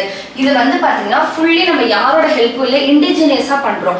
அப்படி பண்றதுனால மேக் இன் இந்தியா இனிஷியேட்டிவா இது வந்து வந்துடும். மேக் இன் இந்தியாக்குள்ளதான் இது வரும். ஏன்னா நம்ம ஃபுல்லா நம்மளே இண்டிஜினியஸா பண்ண போறோம். ஓகேவா, அதை தான் வந்து இங்க கொடுத்துருக்காங்க. இதோடைய பவர் சோர்ஸ், இதுக்கு பவர் என்ன அப்படின்னு பாத்தீங்கன்னா சோலார்ல இருந்தே அது பவர் வந்து எடுத்துக்குமா. அதனால இது எந்த ஏரியாலையும் நம்ம வச்சாலும் இது வந்து ஒர்க் ஆகும். ஓகேவா, எந்த அர்பன்ல வச்சாலும் சரி, இல்ல ரொம்ப ரிமோட் வில்லேஜ்லயே பாத்தீங்கன்னா ரொம்ப கிராமங்களுக்குள்ள போய் வச்சாலும் என்ன அப்படின்னா இது ஒர்க் ஆகும். ஏன் அப்படின்னா இதுக்கு பவர் சப்ளை எங்க இருந்து வருது, சோலார் கிட்ட இருந்து பவர் எடுக்கிறதுனால இது எந்த அர்பனா இருந்தாலும் எந்த ரிமோட் ஏரியாலையா இருந்தாலுமே, மலை அடிவாரங்கள் அப்படிலாம் இருக்குல்ல, எந்த ஏரியாலுமே இது வந்து ஒர்க் பண்ணுமா. ஓகேவா, அதை வந்து நம்ம தெரிஞ்சுக்கணும். அடுத்தது போலாமா, where was India's first government hospital based AI. Government ஹாஸ்பிட்டல்ல என்ன பண்ண போறாங்களா, இப்ப ஏஐ கிளினிக் வந்து அட்டாச் பண்ண போறாங்களா. ஓகேவா, இப்ப நிறைய நம்ம கவர்மெண்ட் ஹாஸ்பிட்டல் பார்ப்போம், அங்க என்ன பண்ண போறாங்க, ஏஐ கிளினிக், நார்மல் கிளினிக் இல்ல, ஏஐ ஆர்டிஃபிஷியல் இன்டெலிஜென்ஸ் இருக்கிற ஒரு கிளினிக் வந்து பண்றாங்க. அது எந்த ஹாஸ்பிட்டல்ல அப்படின்னு பாத்தீங்கன்னா யூபில இருக்கிற கிரேட்டர் நொய்டால இருக்கிற ஹாஸ்பிட்டல் ஜிம்ஸ், என்னது government institute of medical science. ஓகேவா, government institute of medical science அப்படிங்கிற ஒரு ஹாஸ்பிட்டல்ல என்ன பண்ண போறாங்க, ஏஐ கிளினிக் வந்து வரப்போகுது. அப்ப இந்த ஜிம்ஸ் எங்க இருக்குன்னா நொய்டால இருக்கு, யூபில அப்படிங்கறத நீங்க தெரிஞ்சுக்கணும். இதை யாரு வந்து இனாகிரேட் பண்ணாங்க, ஓபன் பண்ணாங்க அப்படின்னா ஆன்லைன்லயே பண்ணிருக்காங்க. யாரு பண்ணிருக்காங்கன்னா ADGHS, additional director general of health service அப்படிங்கிறவங்க தான் என்ன பண்ணிருக்காங்க அப்படின்னா இதை இனாகிரேட் வந்து பண்ணிருக்காங்க. ஓகேவா, இப்ப இந்த ஏஐ கிளினிக் எதுக்காக, இந்த ஆர்டிஃபிஷியல் இன்டெலிஜென்ஸை நம்ம ஹெல்த் கேருக்குள்ள கொண்டுட்டு வரும்போது நம்ம இன்னும் எல்லாமே இம்ப்ரூவ் பண்ணலாம். அதோட எஃபிஷியன்சியை இம்ப்ரூவ் பண்ணலாம், பேஷண்ட்ஸோட சேஃப்டியை இன்னும் இன்க்ரீஸ் பண்ணலாம், கிளினிக்கல் அவுட்கம்ஸ் எல்லாம் நம்ம என்ன பண்ணலாம் அப்படின்னா இன்னும் கொஞ்சம் எஃபிஷியண்டா பண்ணலாம். நார்மல் நம்ம பண்றதுக்கும் ஏஐ மூலியமா ஒரு விஷயங்கள் பண்றதுக்கும் இன்னும் கொஞ்சம் ஃபாஸ்டரா இருக்கும், இன்னும் எப்படி இருக்கும் அப்படின்னா எஃபிஷியண்டாகவும் இருக்கும். ஓகேவா, அடுத்து என்ன பண்றாங்க அப்படின்னா இந்த ஏஐ பேஸ்ட் பண்ற ஸ்டார்ட் அப்லாம் இது வந்து பாத்தீங்கன்னா ஒரு டெஸ்டிங் பிளாட்ஃபார்ம் இருக்கு. இப்ப இங்க வந்து ஒரு ஏஐ கிளினிக் இருக்குன்னு வச்சுக்கோங்களேன், ஏஐ வந்து ஹெல்த் கேர்ல கொண்டுட்டு வரணும்னு சொல்லிட்டு நிறைய ஸ்டார்ட் அப்ஸ் எல்லாம் பண்ணிட்டு இருப்பாங்கல்ல, அவங்க எல்லாம் வந்து பாத்தீங்கன்னா டெஸ்டிங் பண்ணணும். எங்கேயோ ஒரு இடத்துல நம்ம பண்ண ப்ராசஸ் கரெக்டா அப்படின்னு டெஸ்ட் பண்ணி பார்க்கணும்ல, அந்த டெஸ்டிங் ஸ்டேஷனாவும் இதை என்ன பண்றாங்க அப்படின்னா அந்த பிளாட்ஃபார்மாவும் இதை வந்து நம்ம யூஸ் பண்ணிக்கலாம் அப்படின்னு வந்து சொல்றாங்க. ஓகேவா, அடுத்து என்ன சொல்றாங்க, இவங்க கொலாபரேஷன் யார் கூட சேர்ந்து இதை பண்றாங்க அப்படின்னா ஐஐடி கான்பூர் கூடயும் ஐஐடி மெட்ராஸ், ஐஐடி லக்னோ. அப்ப இந்த ஏஐ கிளினிக்க இவங்க யாரு கூட சேர்ந்து பண்றாங்க அப்படின்னா IIT Kanpur, first IIT Kanpur, அடுத்து ஐஐடி மெட்ராஸ், அடுத்து யாரு அப்படின்னா லக்னோ. இந்த 3 பேர் கூட சேர்ந்துதான் இவங்க இந்த டெக்னாலஜியை டெவலப் வந்து பண்ணிருக்காங்க. ஓகேவா, இந்தியாவின் முதல் அரசு மருத்துவமனை அடிப்படையிலான ஏஐ கிளினிக், தமிழ்ல பாத்தீங்கன்னா ஏஐ கிளினிக் எங்க வருது அப்படின்னா அதை தான் பார்த்தோம், யூபில ஜிம்ஸ்ல கிரேட்டர் நொய்டால வந்திருக்கு அப்படின்றத நம்ம பார்த்தோம். ஓகேவா, அடுத்து போலாமா, யாரோட கூட்டு முயற்சி, IIT Kanpur, IIT Madras, IIT Lucknow. இது மூலமா நம்ம என்ன பண்ணலாம்னா ஹெல்த் கேரை இன்னும் கொஞ்சம் எஃபிஷியண்டா நம்ம பண்ணலாம் அப்படின்னு வந்து சொல்றாங்க. அடுத்து பாருங்க, which state recorded its highest ever annual organ donation. அதாவது எந்த ஸ்டேட், எந்த மாநிலம் வந்து அவங்களுடைய எப்பயுமே இல்லாத அளவுக்கு அவங்களுடைய ஆர்கன் டொனேஷனை இன்க்ரீஸ் பண்ணியிருக்காங்க. ஆர்கன் டொனேஷன்ல ஃபர்ஸ்ட்னு சொல்லல, இது வரைக்கும் இல்லாத அளவு இந்த இயர் அவங்களோட ஆர்கன் டொனேஷன் அதிகமாயிருக்கு அப்படின்னா அது கர்நாடகா. ஓகேவா, அப்ப ஆர்கன் டொனேஷன்ல ஃபர்ஸ்ட் யார் இருக்காங்கன்னா தமிழ்நாடு, செகண்ட் யார் அப்படின்னா தெலுங்கானா. இவங்க வந்து எத்தனாவது பிளேஸ் அப்படின்னா 3rd பிளேஸ். கர்நாடகா எத்தனாவது place, 3rd place. Karnataka 3rd பிளேஸ்ல இருக்காங்க. ஃபர்ஸ்ட் பிளேஸ் ஆர்கன் டொனேஷன் அப்படின்னாலே நமக்கு ஃபர்ஸ்ட் பிளேஸ் யார் வந்துருவாங்க, தமிழ்நாடு, செகண்ட் பிளேஸ் தெலுங்கானா. இப்ப கர்நாடகாவை ஏன் நம்ம பாக்குறோம்னா இவ்வளவு வருஷங்கள் பாத்தீங்கன்னா அவங்க ஆர்கன் டொனேஷன் பண்ணிட்டு இருக்காங்க. ஓகேவா, அப்படி பண்றதுல இந்த வருஷம் தான் முந்தைய வருஷங்களை விட அதிகமா ஆர்கன் டொனேட் பண்ணிருக்காங்களா, அதுதான் வந்து கொடுத்துருக்காங்க highest ever annual organ donation. இந்த வருஷம் அதிகப்படியான ஆர்கன் டொனேஷன் பண்ணிருக்காங்க அப்படின்னு வந்து சொல்றாங்க. சரியா, ஜீவ சரத் கதே அப்படிங்கறத இவங்க கூட பண்ற கோஆர்டினேட்டிங் ஏஜென்சி. இப்ப இது யார் மூலமா இதெல்லாம் பண்ணுவாங்க, எந்த ஆர்கனைசேஷன் இந்த ஆர்கன் டொனேஷனா பார்ப்பாங்க அப்படின்னா SOTTO அப்படின்னு சொல்லுவாங்க. அதோட ஃபுல் ஃபார்ம் நீங்க தெரிஞ்சுக்கணும், state organ and tissue transplant organisation. இவங்க தான் என்ன பண்றாங்க அப்படின்னா ஆர்கன் டொனேஷன் பண்ற அந்த ஆர்கனைசேஷன் யாருன்னா இந்த SOTO தான். என்ன, state organ and tissue transplant organisation. ஓகேவா, இவங்க தான் வந்து என்ன பண்ணுவாங்கன்னா ஆர்கன் டொனேஷன்லாம் பண்றாங்க. என்னென்ன ஆர்கன்லாம் டொனேட் பண்ணிருக்காங்க அப்படின்றத பார்த்துருக்காங்க. ரீஜனல் டிஸ்ட்ரிபியூஷன், இப்ப கர்நாடகால அதிகமா இருக்குன்னு பார்த்தோமா, அதுலயும் குறிப்பா பெங்களூர்ல தான் 8 to to 85% டொனேஷன்ஸ் அதிகமாக இருக்குது அப்படின்னு வந்து சொல்கிறாங்க. 80 to 85% டொனேஷன் எந்த ரீஜனல்லே இருக்குது அப்படின்னா பெங்களூரில் தான் இருக்குது. ஓகேவா? அப்போ ஆர்கன் டொனேஷனில் first India, second Telangana, third தான் யாரு அப்படின்னா கர்நாடகா. அவங்க இதுக்கு முன்னாடி பண்ணதை விட இப்போ அதிகமாக பண்ணியிருக்காங்க அப்படின்றத சொல்லியிருக்காங்க. அடுத்த கரெக்ட் அஃபேர்ஸ் போலாமா? Which event set Guinness World Record for the world largest flower mandala and flower portrait in 2026? அதாவது ஒரு ஸ்டேட்ல என்ன பண்ணிருக்காங்க அப்படின்னா ஒரு வேர்ல்ட் ரெக்கார்ட் வந்து பண்ணிருக்காங்க. என்ன அப்படின்னு வந்து பார்ப்போமா? Ahmedabad international flower show 2026. ஓகேவா? என்ன ஈவெண்ட் அப்படின்னு கேட்டீங்கன்னா அகமதாபாத்ல நடந்த ஒரு பூக்காட்சி. ஓகேவா? International flower show. ஓகேவா? 2026. இது எத்தனாவது எடிஷன் அப்படின்னா 14th எடிஷன். அப்போ வருஷம் வருஷம் இந்த மாதிரி பண்ணிக்கிட்டு இருக்காங்க. இது எத்தனாவது எடிஷன்னா 2026 நடந்தது 14th எடிஷன். ஒரு பூங்காட்சி அப்படின்னு சொல்லுவாங்கல்ல, பூக்கள்லாம் வச்சு பண்றது தான் இன்டர்நேஷனல் ஃப்ளவர் ஷோ. எங்க நடந்தது அப்படின்னா அகமதாபாத்ல நடந்தது. லொகேஷன் பாருங்க, சபர்மதி ரிவர் ஃப்ரண்ட். ஓகேவா? சபர்மதி ரிவர் அந்த இடத்துல தான் என்ன பண்ணிருக்காங்க அப்படின்னா இந்த ஷோவை வந்து வச்சிருக்காங்க. இந்த ஷோல 2 விஷயங்கள் கின்னஸ் ரெக்கார்ட் பண்ணியிருக்கான். அது என்ன விஷயங்கள் அப்படின்னு சொல்லி பார்ப்போமா? அந்த விஷயம் தான் என்ன அப்படின்னா வேர்ல்டுலே லார்ஜஸ்ட் மண்டலா, வேர்ல்டு லார்ஜஸ்ட் ஃப்ளவர் மண்டலா அப்படிங்கிறதும், இன்னொன்று வந்து வேர்ல்டு லார்ஜஸ்ட் ஃப்ளவர் போர்ட்ரேட். இந்த போர்ட்ரேட்னா உருவப்படங்கள் அர்த்தம். யாரோட உருவப்படம் பண்ணிருக்காங்க? சர்தார் வல்லபாய் பட்டேலோடைய உருவப்படம் பூக்களாலே பண்ணியிருக்காங்க. அதுக்காகவும் மண்டலா அப்படின்னா அந்த ரவுண்ட் ஷேப்ல நம்ம டெக்கரேஷன் பண்ணுவோம் இல்லையா, அதுதான். இதுதான் வந்து வேர்ல்டு லார்ஜஸ்ட் மண்டலா அப்படின்னு சொல்றாங்க. அடுத்து இந்த மாதிரி படம், அதாவது ஒரு உருவப்படத்தை வந்து ஃப்ளவர்லேயே பண்ணது என்ன அப்படின்னா இதுதான் வேர்ல்ட்லே லார்ஜஸ்ட். யாரோட படம் அப்படின்னா வல்லபாய் பட்டேலோட படம். ஓகேவா?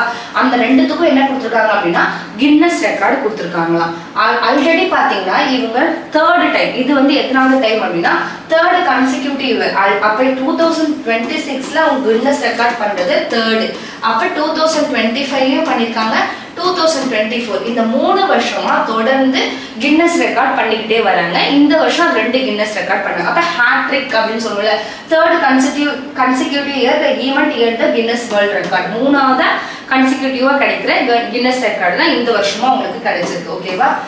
அவங்களோட மேஜர் ரெக்கார்டு என்னது? லார்ஜஸ்ட் ஃப்ளவர் மண்டலான்னு பார்த்தோமா, அது எவ்வளவு மீட்டர் அப்படின்னு பாருங்க, 30 மீட்டர்ல பண்ணியிருக்காங்களாம். அந்த போர்ட்ரேட் உருவப்படங்கள் என்னன்னா யாரோடது? சர்தார் வல்லபாய் பட்டேலோடைய உருவப்படம் பண்ணியிருக்காங்க. ஏரியா எவ்வளவு கவர் பண்ணியிருக்காங்கன்னா 392 ஸ்கொயர் கிலோமீட்டர். ஓகேவா? அப்ப தொடர்ந்து 3 வருஷமா கின்னஸ் ரெக்கார்ட் பண்ணிட்டு இருக்காங்க. 2026ல அவங்களுக்கு 2 கின்னஸ் ரெக்கார்ட் கிடைச்சது. ஒண்ணுமே இல்ல, ஒன்னு லார்ஜஸ்ட் ஃப்ளவர் மண்டலா, இன்னொன்னு லார்ஜஸ்ட் ஃப்ளவர் போர்ட்ரேட். அந்த மண்டலாவோட மீட்டர் என்னன்னா 30 மீட்டர் அப்படின்றத ஞாபகம் வச்சுக்கோங்க. இந்த உருவப்படம் எந்த லீடரை வச்சு பண்ணாங்கன்னா சர்தார் வல்லபாய் பட்டேலை வச்சு பண்ணியிருக்காங்க. எங்க நடந்தது? அகமதாபாத். எந்த ரிவர்? சபர்மதி ரிவர்ல ஃப்ரண்ட்ல இந்த லொகேஷன்ல நடந்திருக்கு. ஓகேவா? எத்தனாவது எடிஷன் அப்படின்னா 14th எடிஷன். அடுத்து போலாமா? சர்வதேச மலர் கண்காட்சி, தமிழ்ல சர்வதேச மலர் கண்காட்சி எங்க நடந்ததுன்னா அகமதாபாத்ல வந்து நடந்தது. ஓகேவா? இதுதான் வந்து பாத்தீங்கன்னா வேர்ல்டு லார்ஜஸ்ட் ஃப்ளவர் மண்டலா. சொன்னா அந்த ரவுண்ட் டிசைன்ல அந்த மாதிரி பண்றது அப்படின்னு சொல்லி இதுதான் வந்து அந்த மண்டலா. இன்னொன்று வந்து பாத்தீங்கன்னா போர்ட்ரேட், அந்த உருவப்படங்கள்லாம் இதுதான் வந்து அந்த உருவப்படம் இவ்வளவு மீட்டர்ல வந்து பண்ணியிருக்காங்க அப்படின்னு சொல்லி பாக்குறோம். இது வல்லபாய் பட்டேலோட உருவப்படம் பூக்களால மலர்ல வந்து வச்சு பண்ணிருக்காங்க. ஓகேவா? இது வந்து பாத்தீங்கன்னா ஹேட்ரிக் சாதனை. தொடர்ந்து 3வது தடவையா கின்னஸ் ரெக்கார்ட் பண்றாங்க. 2024ல என்னத்துக்கு வாங்கியிருந்தாங்க அப்படின்னா உலகின் நீளமான மலர் அமைப்புக்கு வாங்கியிருந்தாங்க. Longest flower structure. ஓகேவா? நீளமான மலர் அமைப்பு, அதுக்காக 2024ல வாங்கியிருந்தாங்க. 2025 இப்ப நம்ம படிக்கிறோம் அப்படின்னா இதுக்கு முன்னாடி எதுக்காக வாங்கியிருந்தாங்கன்றதையும் நம்ம தெரிஞ்சுக்கணுமா? வேர்ல்டு லார்ஜஸ்ட் ஃப்ளவர் பொக்கேக்காக வாங்கியிருக்காங்க. உலகின் மிகப்பெரிய மலர் பூங்கொத்துக்காக 2025. பூங்கொத்துன்னு வந்தா 2025, நீளமான மலர் அமைப்புன்னு வந்தா 2024. இப்ப நம்ம பார்த்தது மண்டலாவும் அதுக்கடுத்து போர்ட்ரேட்டும் வந்து பார்த்திருக்கோம். ஓகேவா?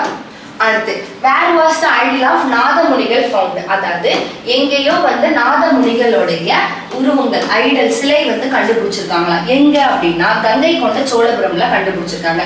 ஃபர்ஸ்ட் நாதமுனிகள்லாம் யாரு அப்படின்னா ஆழ்வார்கள் படிச்சிருக்கோம் இல்லையா, அதுல முதல் ஆழ்வார்கள் தான் யாரு அப்படின்னா ஃபர்ஸ்ட் ஆச்சாரியா ஆஃப் ஸ்ரீ வைஷ்ணவிசம், வைஷ்ணவத்தை சேர்ந்த முதல் ஆழ்வார்கள் அப்படின்னா அது யாருன்னா அவங்கதான் நாதமுனிகள். அவங்கதான் என்ன பண்ணிருக்காங்க அப்படின்னா 4000 திவ்ய பிரபந்தம் இருக்கு இல்லையா, அதையும் தொகுத்தவங்க யாரு அப்படின்னா நாதமுனிகள். அப்ப நாதமுனிகள்னா யாருன்றத தெரிஞ்சுக்கோங்க. இப்ப என்ன கண்டுபிடிச்சிருக்காங்க அப்படின்னா இந்த நாதமுனிகளுடைய ஐடல் சிலை வந்து கண்டுபிடிச்சிருக்காங்க. இது வந்து 2000 வருஷம் எந்த காலகட்டத்தை சேர்ந்ததுன்னா 2000 CE இந்த காலகட்டத்தை சேர்ந்துதான். எங்க கண்டுபிடிச்சிருக்காங்க அப்படின்னா கங்கை கொண்ட சோழபுரம், அரியலூர் டிஸ்ட்ரிக்ட்ல கங்கை கொண்ட சோழபுரம். குறிப்பா வில்லேஜ் அப்படின்னு கேட்டா சொர்க்கபாளையம், சொர்க்கப்பள்ளம் அப்படிங்கிற வில்லேஜ். ஓகே, சொர்க்கப்பள்ளம். அதுக்கு இன்னொரு பேரு செம்போதை அப்படிங்கிற வில்லேஜ். ஓகேவா, செம்போதை அப்படின்னாலும் சொர்க்கப்பள்ளம் அப்படின்னாலும் ஒண்ணுதான். அப்ப அந்த வில்லேஜ்ல என்ன கண்டுபிடிச்சிருக்காங்க, நாதமுனிகளுடைய ஐடல் வந்து கண்டுபிடிச்சிருக்காங்க. அப்ப உங்களுக்கு சிம்பிளா என்ன கேட்கலாம்னா சொர்க்கப்பள்ளம் அப்படிங்கிற வில்லேஜ் எங்க இருக்கு அப்படின்னா அரியலூர் டிஸ்ட்ரிக்ட்ல கங்கை கொண்ட சோழபுரத்துக்கு பக்கத்துல இருக்கு. ஓகேவா, அந்த இடத்துலதான் இதை கண்டுபிடிச்சிருக்காங்க. இதுக்கு முன்னாடி என்ன கண்டுபிடிச்சிருக்காங்க அப்படின்னா முன்னாடி பாத்தீங்கன்னா ஸ்ரீனிவாச பெருமாள் வித் ஸ்ரீதேவி, ஸ்ரீனிவாச பெருமாளும் அவங்க கூட ஸ்ரீதேவி இருக்கிற மாதிரியான ஒரு சிலையும் கண்டுபிடிச்சிருக்காங்க. And Bhudevi was found half buried under a tree at the same site. இதே இடத்துல பூதேவி அப்படிங்கிற அவங்களோட இமேஜ் வந்து கண்டுபிடிச்சிருக்காங்க. இப்ப நம்ம என்ன சொல்றாங்கன்னா இந்த ரெண்டு டெம்பிள் வந்து கட்டுறாங்க. யாருக்காக அப்படின்னா இந்த ஸ்ரீனிவாச பெருமாள் வைக்கிறதுக்காகவும் நாதமுனிகளை வைக்கிறதுக்காகவும் 2 கோவில்கள் வந்து அங்க என்ன பண்றாங்க அப்படின்னா கன்ஸ்ட்ரக்ட் பண்றாங்க அப்படின்னு வந்து சொல்றாங்க. ஓகேவா, இதுக்கு முன்னாடி ஸ்ரீனிவாச பெருமாள் உருவமும் பூதேவி அப்படிங்கிறவங்களோட உருவமும் கண்டுபிடிச்சிருக்காங்க. இப்ப அவங்க என்ன கண்டுபிடிச்சிருக்காங்கன்னா 2000 CE சேர்ந்த அந்த காலகட்டத்தை சேர்ந்த ஒரு உருவம் வந்து சிலை வந்து கண்டுபிடிச்சிருக்காங்க நாதமுனிகளோடது. ஓகேவா, அதை எங்க கண்டுபிடிச்சிருக்காங்க, கங்கை கொண்ட சோழபுரம்ல கண்டுபிடிச்சிருக்காங்க, அரியலூர் டிஸ்ட்ரிக்ட் அப்படிங்கறத நீங்க தெரிஞ்சுக்கணும். இப்ப ஏன் நம்ம இதை படிக்கிறோம்னா முன்னாடி வந்து பாத்தீங்கன்னா இந்த கங்கை கொண்ட சோழபுரத்தை உருவாக்குனது ராஜேந்திர சோழன். அப்ப அவங்க யாரு சைவிசம், இவங்க யாரு வைஷ்ணவிசம். அப்ப அந்த இடத்துல வைஷ்ணவ இமேஜஸ் எல்லாம் கண்டுபிடிக்கிறாங்க அப்படின்னா அப்ப அவங்களுக்குள்ள நல்ல ரிலேஷன்ஷிப் தான் இருந்திருக்கும், அவங்க எல்லாம் ஒற்றுமையா தான் இருந்திருப்பாங்க அப்படிங்கிறது நமக்கு தெரியுதா. அப்ப இங்க என்ன பண்றாங்கன்னா 2 கோவில்கள் வந்து கன்ஸ்ட்ரக்ட் பண்ணிருக்காங்க. யாருக்காகனா நாதமுனிகளுக்காகவும் ஸ்ரீனிவாச பெருமாளுக்காகவும். ஓகேவா, 1100 ஆண்டுகளுக்கு பழமையான காலகட்டம் 2000 CE பார்த்தோம். அப்ப எவ்வளவு பழமையானதுன்னா 1100 வருஷங்களுக்கு பழமையான சிலை தான் இப்ப கண்டுபிடிச்சிருக்காங்க. அடுத்த கரண்ட் அஃபேர்ஸ் போலாமா. Who is the head of the District Mineral Foundation Trust? District Mineration Foundation, அதாவது ஃபர்ஸ்ட் இந்த District Mineral Foundation Trust எதுக்காக இருக்காங்க அப்படின்னா இந்த DMF ஃபண்ட் அவங்க தான் வந்து பார்த்துப்பாங்க. DMF ஃபண்ட்னா என்னது, District Mineral Foundation அவங்களுடைய ஃபண்ட் என்ன அப்படின்னு பார்த்தீங்கன்னா இப்போ நம்ம நிறைய வந்து என்ன பண்றோம் மினரல்ஸ்லாம் எடுத்துக்கிட்டு இருக்கோம் இல்லையா, அப்போ அந்த மாதிரி ஏரியால மைனிங் ஆக்டிவிட்டிஸ் நிறைய பண்றோமா, அந்த மைனிங் ஆக்டிவிட்டிஸ் பண்றதுனால அங்க சுத்தி இருக்கிற கம்யூனிட்டிஸ் இதனால பாதிக்கப்படுறாங்க, அங்க இருக்க லோக்கல் பீப்புள்ஸ் பாதிக்கப்படுறாங்க, அவங்களுடைய வாழ்வாதாரத்தை மேம்படுத்துறதுக்காக ஒரு ஃபண்ட் இப்போ யாரு மைனிங் பண்றாங்களோ அவங்க என்ன பண்ணுவாங்கன்னா ஒரு ஃபண்ட் கிரியேட் பண்ணி அதுல அவங்களுடைய அமௌண்ட்டை போடுவாங்க. அந்த அமௌண்ட் அந்த ஃபண்டை தான் யாரு பார்த்துப்பாங்கன்னு பாத்தீங்கன்னா இந்த டிஸ்ட்ரிக்ட் மினரல் ஃபவுண்டேஷன் ட்ரஸ்ட் என்ன பண்ணுவாங்கன்னா அந்த ஃபண்டெல்லாம் பார்த்துப்பாங்களாம். இந்த ஃபண்டில் இருந்து அந்த கம்யூனிட்டிஸோட வாழ்வாதாரத்தை மேம்படுத்துறதுக்காக செலவு பண்ணுவாங்க. ஓகேவா, புரியுதா. அப்ப இந்த ஃபண்டை யாரு ஹெட் பண்றாங்க அப்படின்னு பாத்தீங்கன்னா டிஸ்ட்ரிக்ட் கலெக்டர். இந்த டிஸ்ட்ரிக்ட் மினரல் ஃபவுண்டேஷன் ட்ரஸ்ட் இருக்கு இல்லையா, அந்த ட்ரஸ்டோடைய ஹெட் யாரு அப்படின்னா அந்த டிஸ்ட்ரிக்டோட கலெக்டர் தான் அந்த ட்ரஸ்டோடைய ஹெட். இவங்க என்ன பண்ணுவாங்க அப்படின்னா இந்த ஃபண்டெல்லாம் அவங்க என்ன பண்ணுவாங்க அப்படின்னா மெயின்டைன் பண்ணுவாங்க. இந்த ஃபண்ட் எதுக்காக அப்படின்னா அஃபெக்டட் ஏரியாஸ் அவங்களுடைய drinking water, health care, education, environment, women welfare எல்லாமே என்ன பண்றாங்க அப்படின்னா அவங்களுக்கு பண்ணி கொடுக்கணும். அந்த ஏரியாலாம் அஃபெக்ட் ஆகுறவங்களுக்கு இந்த மாதிரி அவங்களோட வாழ்வாதாரத்தை மேம்படுத்தி கொடுக்கறதுக்காக தான் இந்த ஃபண்டை வந்து ஸ்பெண்ட் பண்ணுவாங்க. அதுலயும் என்ன பண்றாங்கன்னா குறிப்பா அட்லீஸ்ட் 70% ஆஃப் ஃபண்டையாவது அவங்க டைரக்டா அந்த அஃபெக்டட் ஏரியாவுக்கு பண்ணணுமா. ஓகேவா, 70% ஆஃப் ஃபண்ட் அந்த ஃபண்ட்ல இருந்து கண்டிப்பா 70% டைரக்டாவே அந்த மக்களுடைய கல்விக்காகவும் அவங்களுடைய ட்ரிங்கிங் வாட்டருக்காகவும் அவங்களோட ஹெல்த்துக்காகவும் அவங்களோட என்விரான்மெண்ட்டை பண்றதுக்காகவும் உமனோடைய வாழ்வாதாரத்தை மேம்படுத்துறதுக்காகவும் வந்து யூஸ் பண்ணுவாங்க அப்படின்னு சொல்றாங்க. இதை யார் பார்த்துப்பாங்கன்னா அந்த ட்ரஸ்ட்ன்னு சொல்லணும்னா அதோட ஹெட் யாரு அப்படின்னா கலெக்டர் அப்படின்னு சொல்லி பார்த்துட்டோமா. அடுத்து இதுல என்ன சொல்றாங்க அப்படின்னா, இப்ப இதுல நம்ம எதுக்காக பாக்குறோம் அப்படின்னு பாக்கணும்ல. முன்னாடி இந்த நியூஸ் இருக்கு, இப்ப கரண்ட் அஃபேர்ஸா ஏன் பாக்குறோம் அப்படின்னா, இந்த Tamil Nadu district mineral foundation rules 2025 போட்டிருக்காங்க. இது என்ன பண்ணுது அப்படின்னா, ஆல்ரெடி வந்து 2017ல ஒரு ரூல் இருந்திருக்கு. ஓகேவா, இந்த மினரல் ஃபண்டு 2017ல ஒரு ரூல்ஸ் வந்து போட்டிருக்காங்க. யாருக்கு? டிஸ்ட்ரிக்ட் மினரல் ஃபவுண்டேஷன் அந்த ட்ரஸ்ட்டுக்கு வந்து பாத்தீங்கன்னா 2017 ரூல்ஸ் படி தான் அது இப்போ ஒர்க் பண்ணிட்டு இருந்தாங்க. இப்போ என்ன பண்றாங்கன்னா, இதை ரீப்ளேஸ் பண்ணி 2025 அப்படின்னு சொல்லிட்டு ஒரு ரூல் வந்து போட்டிருக்காங்க. இனிமே வந்து பாத்தீங்கன்னா அவங்க எதை படி ஒர்க் பண்ணுவாங்கன்னா, இந்த 2025 ரூல் படி தான் என்ன பண்ணுவாங்கன்னா அவங்க ஒர்க் பண்ணுவாங்க. அதுல என்ன சொல்லியிருக்காங்க, முன்னாடிலாம் பாத்தீங்கன்னா இந்த மாதிரி பண்ணாங்கன்னா அவங்களுக்கு வந்து ஃபைன் கொடுப்பாங்க. என்ன கொடுப்பாங்க அப்படின்னா, mining list holders who failed to contribute must pay the contribution amount 12% interest, replacing imprisonment or fine under 2017. 2017ல இந்த மாதிரி வந்து பண்ணலைன்னா உங்களுக்கு என்ன கொடுத்துருப்பாங்க அப்படின்னா, இம்ப்ரிசன்மெண்ட் கொடுத்துருப்பாங்க. இப்போ அதை ரீப்ளேஸ் பண்ணிட்டாங்க. உனக்கு ஜெயிலாம் கிடையாது. இப்போ நீ என்ன பண்ணணும்னா, உன்னுடைய அமௌண்ட் எவ்வளோ, உன்னோட கான்ட்ரிபியூஷன் அந்த ஃபண்டு எவ்வளோ பண்ணணுமோ அந்த ஃபண்டுக்கு நீ கான்ட்ரிபியூட் பண்ணிடணும். ஓகேவா, ஃபர்ஸ்ட் கான்ட்ரிபியூட் பண்ணணும். அதை நீ பண்ணலைன்னா அதுக்கு 12% ஆஃப் வட்டியே நீ என்ன பண்ணணும் அப்படின்னா கொடுக்கணும் அப்படின்னு வந்து சொல்றாங்க. புரியுதா? நம்ம வந்து அந்த ஃபண்டுக்கு கான்ட்ரிபியூட் பண்ணணும். அப்படி கான்ட்ரிபியூட் பண்ணல அப்படின்னா அந்த கான்ட்ரிபியூஷன் கூட 12% ஆஃப் வட்டியும் சேர்த்து நம்ம என்ன பண்ணணும்னா அந்த ஃபண்டில் வந்து வைக்கணும் அப்படின்னு வந்து சொல்றாங்க. சரியா? இப்போ நீங்க என்ன தெரிஞ்சுக்கணும், 2027 ரூலை ரீப்ளேஸ் பண்ணி 2025 போட்டிருக்காங்க. இதோட ஹெட், இந்த டிஸ்ட்ரிக்ட் மினரல் ஃபவுண்டேஷன் ட்ரஸ்டோட ஹெட் யாரு அப்படின்னா டிஸ்ட்ரிக்ட் கலெக்டர். இவங்க என்ன பண்ணுவாங்கன்னா அந்த ஃபண்டை வந்து பார்ப்பாங்க. எதுக்காக அப்படின்னா, அஃபெக்டட் ஏரியாஸோடைய வெல்ஃபேருக்காக இந்த ஃபண்டை வந்து அவங்க செலவு பண்ணுவாங்க. அவங்க என்ன பண்ணணும், 70% ஆஃப் அமௌண்ட்டை கரெக்டாக எடுத்து அவங்களுக்காக பண்ணிடணும் அப்படிங்கிறது நீங்க தெரிஞ்சுக்கணும். அடுத்து போலாமா? அடுத்த கரெக்ட் அஃபேர்ஸ் போலாமா? What is the India's current global rank in pharmacovigilance? First ஃபார்மகோவிஜிலன்ஸ்னா என்ன அப்படின்னா, மருந்தக கண்காணிப்பு. மருந்தக கண்காணிப்பு. மருந்தக கண்காணிப்புனா என்னது? நம்ம இப்போ யூஸ் பண்ற நம்மளுடைய மெடிசன்ஸ்லாம் இருக்குல்ல, அதெல்லாம் கரெக்டா இருக்கா, ஒழுங்கா பதப்படுத்தி இருக்கா, அதனால அதை யூஸ் பண்றதுனால மக்களுக்கு ஏதாவது சைடு எஃபெக்ட் இருக்கா, அப்படி வந்தா அதை எப்படி சரி பண்றது அப்படிங்கிற மாதிரி இந்த மருந்துகள் எல்லாம் வந்து என்ன பண்ணுவாங்க, கண்காணிச்சுக்கிட்டே இருப்பாங்க. அவங்க தான் யாரு அப்படின்னா ஃபார்மகோவிஜிலன்ஸ் அப்படிங்கிறவங்க. சரியா?